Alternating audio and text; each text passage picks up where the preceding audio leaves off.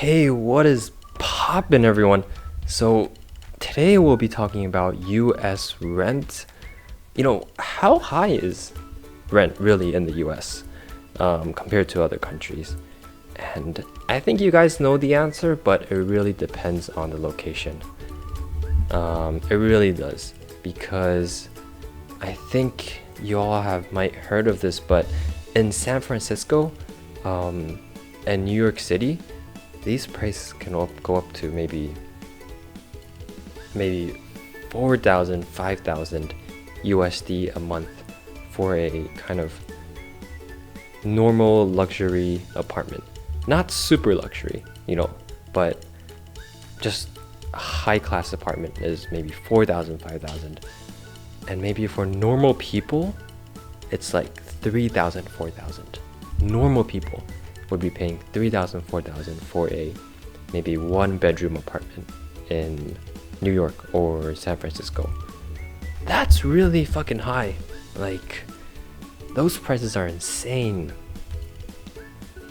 But then at the same time, in those cities, if you kind of go to the poorer places or kind of the places, more suburban places, where there's not that many people, I think the prices drop pretty drastically. I mean, at that point, you can probably find an apartment for maybe 1,000, 2,000 USD, one-bedroom apartments.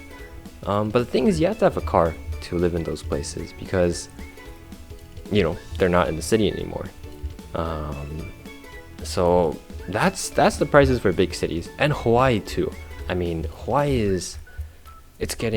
the housing prices are getting so much higher these days.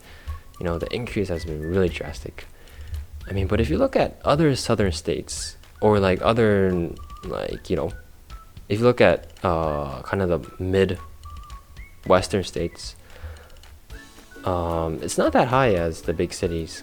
I mean, for example, in Texas, the house prices are pretty cheap, actually, compared to San Francisco and New York City.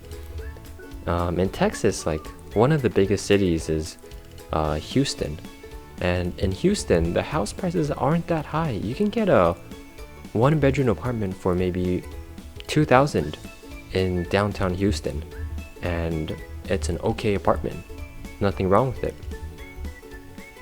So, it really depends in the US. And then there's housing prices too. To be honest, I'm not really familiar with housing prices, so I can't really give you any information on that, but man, these prices really fluctuate in the US. It's really crazy. So yeah, if you're ever thinking of moving to the US, please really consider that.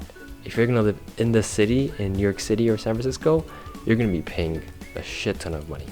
I mean, and then when you go out to the suburban places or when you go to a different state, the decrease in prices is going to be really drastic. So I think you should really take that into account when maybe budgeting your expenses or such. But yeah, thank you all for listening to this week's episode or today's podcast. And I will see y'all next time.